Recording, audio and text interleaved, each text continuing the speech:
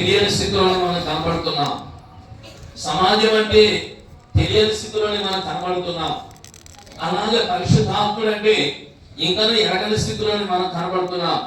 అయినను కానీ దేవుడు తన మహాకృపను మనపై ఉంచి చివరి ఆదివారంలో మరలా మనకి యొక్క భాగాన్ని తెలియజేస్తూ ఉన్నాడు. కనుక చూద్దాం, చూడండి. ఎఫెసీయులకు రాసిన పత్రిక 1వ అధ్యాయము 1వ వచనం మనం జ్ఞాపకం చేసుకున్నాం. దేవుని చిత్తము వలన క్రీస్తు యేసు అపోస్తలుడైన పౌలు ఎఫెసులో ఉన్న పరిశుద్ధులను క్రీస్తు యేసునందు విశ్వాసులైన వారికి శుభమని చెప్పి వ్రాయినది మన తండ్రి అయిన దేవుని నుండి ప్రభు అయిన యేసుక్రీస్తు నుండి మీకు కృపయు సమాధానము కలుగును గాక. వినండి, కొద్ది సమయం దేవుని మాటలు మనం జ్ఞాపకం చేస్తున్నాము. ఇక అపోస్తలుడైన పౌలు ఎఫెసీ సంఘముతో మాట్లాడుతున్నాడు. ఎఫెసీ సంఘముతో ఏమిటి, అక్కడ సంఘములో ఏమి ఉన్నది, ఎందుకు మాట్లాడుతున్నాడు అని ఆలోచన చేసి ఇక్కడ అంటున్నాడు, ఎఫెసులో ఉన్న పరిశుద్ధులను క్రీస్తు యేసునందు విశ్వాసులైన వారు. ఎఫెసులో ఉన్న పరిశుద్ధులు క్రీస్తు యేసునందు విశ్వాసులైన వారు, వీరు సంఘం అంటున్నాడు. అనగా సంఘం అంటే 100 మంది కూడుకుంటే కాదు, లేదా 4 కూడుకుంటే కాదు, ఆ సంఘాలు వేరేవి.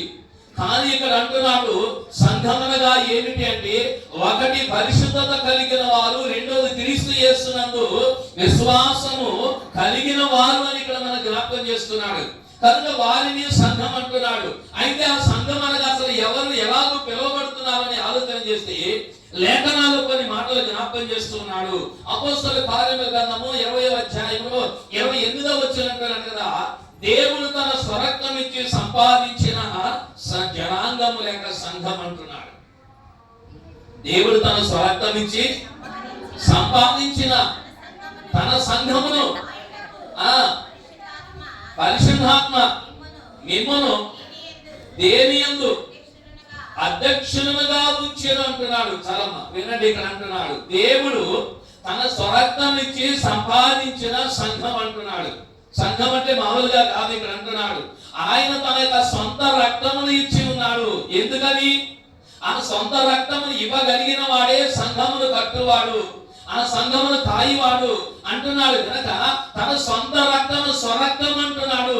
అందుకని క్రీస్తు యేసు ప్రభువు వారు తన స్వరక్తమును కాచి సంఘముగా ఉండటానికి పరిశుద్ధులను ఏర్పరచుకున్నాడు. అనగాయందు విశ్వాసం ఉంచిన వారిని ఏర్పరచుకొని వీరందరినీ తన స్వకీయ జనాంగముగా ఆయన చేసుకున్నాడు. దేవుని స్తోత్రం, హల్లెలూయా. అందుకని మనము ఆయన సంఘమై ఉన్నాము అంటున్నాడు. ఆయన సంఘమై ఉన్నాము.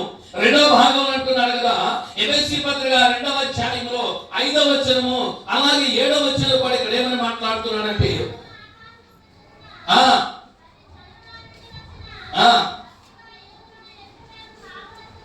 2వ అధ్యాయము, అయినను దేవుడు కరుణా సంపన్నుడై ఉండి మనము అపరాధముల చేత చచ్చిన వారమై ఉన్నప్పుడు చూపిన తన మహాప్రేమ చేత మనలను క్రీస్తుతో కూడా బ్రతికించెను, కృప చేత మీరు రక్షించబడి ఉన్నారు అంటున్నాడు. చూడండి, సంఘం అనగా ఎవరు అంటే పరిశుద్ధ జనాంగం, అనగా ఆయనతో కూడా బ్రతికిన వారు. రెండవది, ఆయన మన ఎడల చూపిన తన యొక్క మహాకృపను బట్టి ఆయన ఎలాగ మనం నడిపించుచున్నాడు. ఆయన ప్రేమతో మనల్ని బ్రతికించున్నాడు. కనుక ఇప్పుడు మనము ఎలాంటి వారం అంటే పరిశుద్ధమైన జనాంగముగా ఉన్న వారము. రెండవది, తన ప్రేమ చేత బ్రతికించబడిన వారముగా ఉన్నవారము. మూడవది, ఆయన కృప చేత రక్షించబడిన వారముగా ఉన్నాము. కనుక ఇప్పుడు మనము సంఘముగా పిలువబడుతున్నాము. సంఘముగా పిలువబడుతున్నాము. చూడండి, ఆయన ప్రేమ చేత బ్రతికించబడిన వారు అనగా మనము పాపముల చేతను అపరాధముల చేతను మనము చచ్చిన వారమై ఉండగా ఆయన తన మహాప్రేమ చేత ఆయన తన స్వరక్తమిచ్చి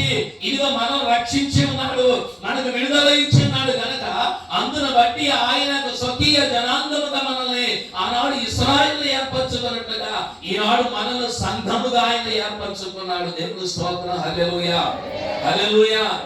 అందుకని ఇంకా మాట్లాడుతున్నాడు, ఇదిగో మనము దేవుని పిల్లలుగా, పరలోకమున హక్కుదారులుగా, ఆయన రాజ్యమునకు వారసులుగా ఉండటానికి మనము పిలువబడిన వారముగా ఉన్నాము. కనుకని ఇప్పుడు మనము దేవుని యొక్క ఆ సన్నిధిలో మనం ఎలాగున్నాము అంటే సంఘముగా మనం కనపడుచున్నాము. దేవుని స్తోత్రం, హల్లెలూయా. ఆ సంఘాన్ని గురించి అన్నాడు, పరలోక రాజ్యమునకు ప్రతిబింబముగా ఆయన మనల్ని ఏర్పరచుకున్నాడు. పరలోక రాజ్యములకు ప్రతిబింబముగా ఆయన మనల్ని ఏర్పరచుకున్నాడు. కనుక ఇప్పుడు సంఘముగా ఉన్న మనము ఇదిగో ఎలాగ ఉండాలో ఇక్కడ మనకు జ్ఞాపకం చేస్తున్నాడు. సంఘముగా ఉన్న మనము ఎలాగ ఉండాలి? కీర్తనకారుడు అంటాడు, సహోదరుల ఐక్యత కలిగి నివసించుడా. ఏ అధ్యాయము? 123, 29, 125. ఒకసారి చూడండి. 121, 123, 125, 129, 133లో ఉన్నది. సహోదరులు ఐక్యత కలిగి నివసించుట ఎంత మేలు, ఎంత మనోహరం అంటున్నాడు. తరువాత అది తల మీద పోయబడి అహరోను గడ్డము మీదుగా కారి అతని అంగీల అంచుల వరకు దిగజారిన పరిమళ తైలము వలె ఉండును అన్నాడు. చూడండి, అదే సంఘము యొక్క అనుభవం అంటున్నాడు. సంఘం యొక్క అనుభవం సంఘముగా ఎలా ఉండాలంటే ఇక్కడ అంటున్నాడు, అంగీల అంచుల వరకు దిగజారిన పరిమళ తైలము వలె ఉండాలంటే, అనగా సువాసన కలిగిన వారుగా ఉండాలి. సంఘము పరిమళ తైలముగా ఉండాలి అంటున్నాడు. హెర్మోను మంచు వలె ఉండాలి అంటున్నాడు. చూడండి, ఐక్యత కలిగి ఉండాలంటున్నాడు, నివసించాలి అంటున్నాడు. ఇన్ని అనుభవాలు కలిగి ఉన్న వారే సంఘం అంటున్నాడు. ఆలోచన చేయి. కానీ నాడు సంఘం అంటే నిర్వచనం కుదరట్లా. సంఘం అంటే నిర్వచనం తెలవటం లేదు. సంఘం అంటే పరిస్థితి ఏమిటో అర్థం కావటం లేదు. అర్థం కాక వ్యర్థమైన స్థితిలో మనం కనపడుతున్నాం. ప్రియమైన సహోదరి సహోదరుడా, ఈ యొక్క చివరి దినముల్లోనైనా సంఘం యొక్క ప్రాశస్త్యత ఏమిటో, సంఘం యొక్క ప్రాముఖ్యత ఏమిటో నీవు తెలుసుకోవలసిన వాడు.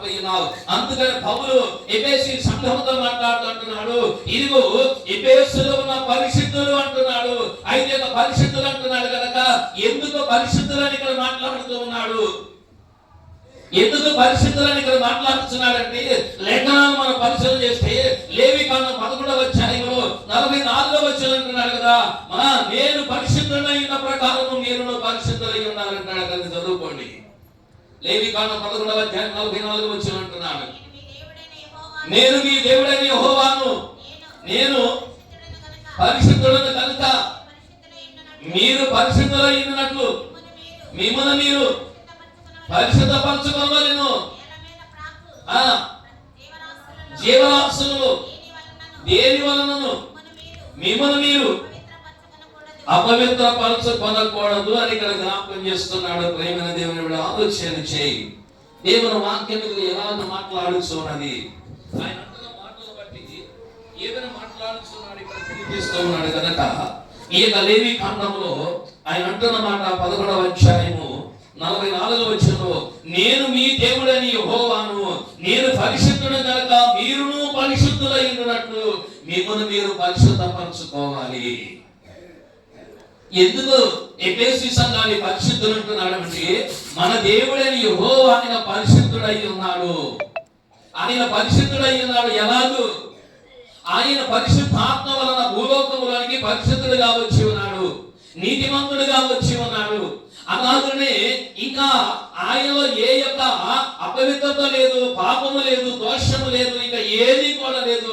అందుకు ఆయన పరిశుద్ధుడుగా పవిత్రుడుగా కనబడుతున్నాడు కనుక మన తండ్రి ఎలాగో పరిశుద్ధుడై ఉన్నాడు, ఇప్పుడు మనము కూడా పరిశుద్ధులై ఉండాలి.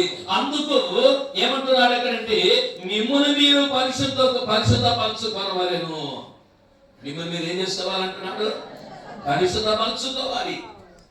మిమ్మల్ని మీరు పరిశుద్ధపరచుకోవాలి. దేని చేత పరిశుద్ధ చేసుకుంటారు మీరు? ఎస్కేల్ గ్రంథం అంటాడు, ఇదిగో మీ మీద నేను మీ అపవిత్రత యావత్తు పోవునట్లు నేను మీ మీద శుద్ధ జలమును చల్లుదును అంటున్నాడు. అనగా శుద్ధి చేస్తానంటున్నాడు. కానీ ఇక్కడికి వచ్చేవాడికి అంటున్నాడు, మిమ్మల్ని మీరు శుద్ధి చేసుకోండి అంటున్నాడు. ఎలాగ శుద్ధి చేసుకోవాలి? మనం ఎలాగ శుద్ధి చేసుకోవాలి? అలాగ శుద్ధి చేసుకోవాలంటే కొన్ని విషయాలు మనం నేర్చుకోవాలి అంటున్నాడు. అలాగ శుద్ధి చేయబడాలంటే కొన్ని విషయాలు మనం నేర్చుకోవాలి అంటున్నాడు. కనుక ఇప్పుడు ఎలాగ శుద్ధి చేయబడాలో ఇక్కడ దేవుని వాక్యాలుగా జ్ఞాపకం చేస్తూ ఆనాడు ఇశ్రాయేలుతో ఇది ఆయన అంటున్నాడు, నేను పరిశుద్ధుడనై ఉన్నాను కనుక మీరును పరిశుద్ధులై ఉండాలి, అందుకు మిమ్మల్ని మీరు పరిశుద్ధపరచుకొనుడి అంటున్నాడు. పరిశుద్ధత మనకు కావాలి. అది ఎలాగ రావాలి? అందుకని ఆయన అంటున్న మాట చూద్దాం. చూడండి, మొదటి యోహాను పత్రిక 1వ అధ్యాయము 7వ వచనం అంటున్నాడు. చూద్దాం, మొదటి యోహాను పత్రిక 1వ అధ్యాయము 7వ వచనం అంటున్నాడు. ఇక్కడ ఆయన వెలుగులో ఉన్న ప్రకారము మనమును వెలుగులో నడిచిన ఎడల అన్యోన్య సహవాసము గలవారమయ్యున్నాము. అప్పుడు ఆయన కుమారుడైన యేసు రక్తము ప్రతి పాపము నుండి మనలను పవిత్రులనుగా చేయును అంటున్నాడు. చూడండి, ఇక్కడ పరిశుద్ధత మనకు ఎలాగ వస్తుంది, పవిత్రత మనకు ఎలాగ వస్తుంది అని మనం ఆలోచన చేసినప్పుడు దేవుని వాక్యం ఒక మాట జ్ఞాపకం చేస్తూ ఉన్నాడు. యోహాను మహాభక్తుడికి అంటున్న మాటలు అంటున్నాడు కదా, ఆయన వెలుగులో ఉన్న ప్రకారము మనమును వెలుగులో నడిచిన ఎడల, అనగా పరిశుద్ధత మనలోనికి రావాలి అంటే ఆయన వెలుగై ఉన్నాడు. ఆయన వెలుగై ఉన్నాడు కనుక ఇప్పుడు ఆయన వెలుగులో మనము నడిచిన ఎడల, నేను లోకములకు వెలుగై ఉన్నాను అంటున్నాడు ప్రభువు యోహాను సువార్తలో. నేను లోకానికి వెలుగై ఉన్నాను అంటున్నాడు. వెలుగుంటే నీవు నడవగలవు, వెలుగుంటేనే వెలుగుంటే నీవు నడవగలవు, పని చేయగలవు. ఆ వెలుగు లేకపోతే నీవు నడవలేవు, పని చేయలేవు.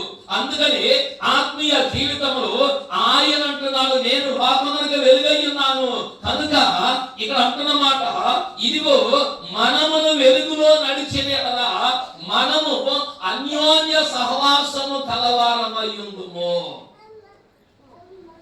ఆ వెలుగులో నడిచిన ఎడల మనం అంటున్నాడు అంటే ఎవరు ఇక్కడ మనం అంటున్నాడు, అనగా వెలుగులో నడిచిన వారము, రెండవది సంఘముగా ఉన్నవారము, పరిశుద్ధతను నేర్చుకున్న వారము ఇప్పుడు మనమై ఉన్నాము గనక మనము అన్యోన్య సహవాసము ఆయనతో కలిగిన వారమై ఉంటాము.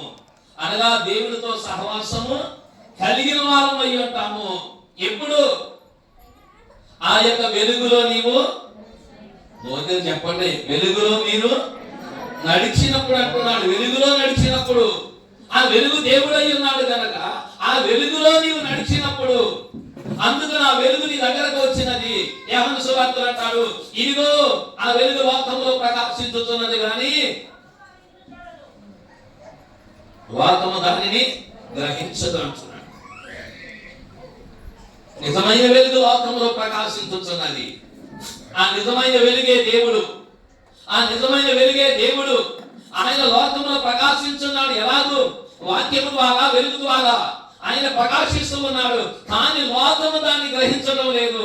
ఆయన నిజమైన వెలుగని గ్రహించటం లేదు. అందుకని వేదం అంటుంది, అసతోమా సద్గమయ తమసోమా జ్యోతిర్గమయ మృత్యోర్మా అమృతంగమయ. అసతోమా సద్గమయ అనగా దేవుడు సత్యమై ఉన్నాడు. అసతోమా సద్గమయ, ఓ దేవా నీవు సత్యమై ఉన్నావు. తమసోమా జ్యోతిర్గమయ అనగా నీవు జ్యోతివై ఉన్నావు, అనగా వెలుగై ఉన్నావు. మృత్యోర్మా అమృతంగమయ అనగా నీవు మరణమును జయించిన వాడుగా ఉన్నావు ఓ దేవా. అందుకనే ఇప్పుడు నేను నీ వెలుగులోనికి రావటానికి నేను సిద్ధపడుతున్నాను అని వేదం అంటుంది, గ్రంథాలు మాట్లాడుతున్నవి. అలాగే ఇక్కడ బైబిల్ కూడా వర్ణన చేస్తుంది. ఆయన వెలుగై ఉన్న ప్రకారము మనము ఆ వెలుగులో నడిచిన ఎడలా, అనగా ఆయనలో మనం నడిచిన ఎడలా, ఇప్పుడు ఆ వెలుగులో ఆయనలో మనం నడవాలంటే యోహాను సువార్తలు అంటాడు కదా, ఇదిగో మీరు ఆయనలో అంటు కట్టబడాలి అంటున్నాడు. నేను నిజమైన ద్రాక్షావళిని అంటున్నాడు.